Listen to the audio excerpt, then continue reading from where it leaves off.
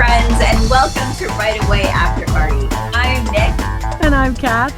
And Kath is in Colorado and feeling a little lightheaded maybe because the air's a little thinner up there. A little thinner. Yeah, I might not do much talking today.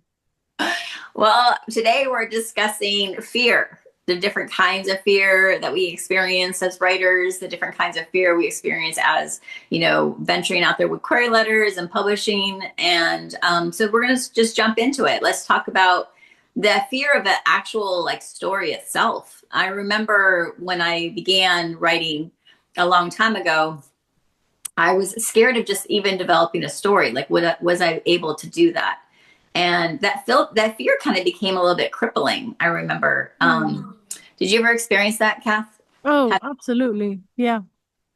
So it's like it becomes this thing where you actually have to get over it. And for me, it became apparent to me that I had to have a regiment. Like I needed to have a writing time because I just never was. I was avoiding. I was avoiding the story. I would think about it a lot. I would think about the story a lot, but actually the sitting down and drafting the story terrified me. I don't know what that is. I don't know if that was like that was just because my dream was being realized, or is this I had this fantasy of what it would be like and I was afraid that it wouldn't match up to the fantasy. I'm not sure why that fear existed in me. I never really thought about it. So I thought we could maybe dive into that today.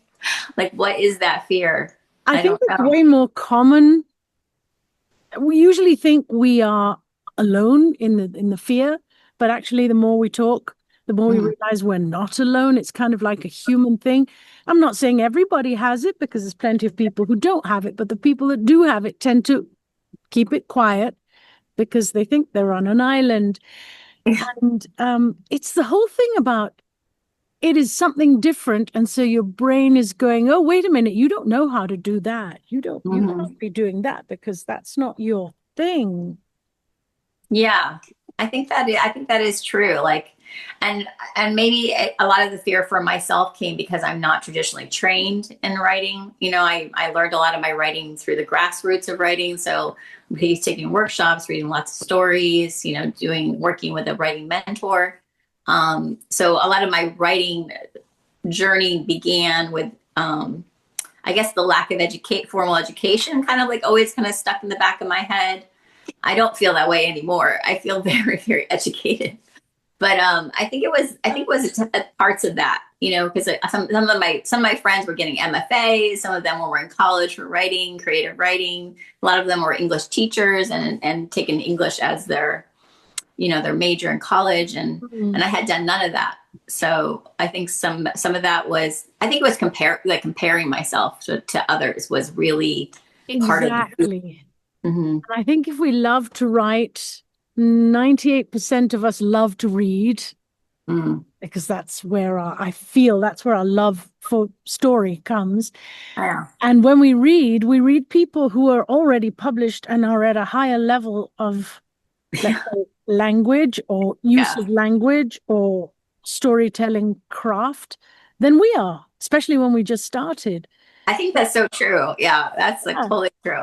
And I think that was part of the fear in the very beginning when I was a newbie, is I would read these amazing books and I'd be like, oh my gosh, I will never be able to write like that. And I not realizing at that juncture, how much time and effort and revision and reworking and how many hands had actually touched that manuscript. It wasn't always on the writer themselves.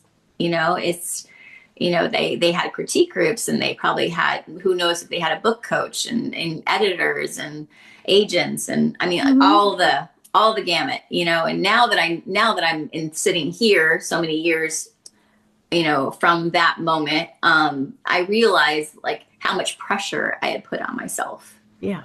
So that word, write it down, pressure. Yes. We'll look at that in our next segment. Yes.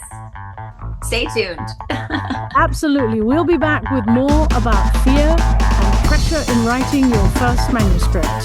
Yes. See you soon.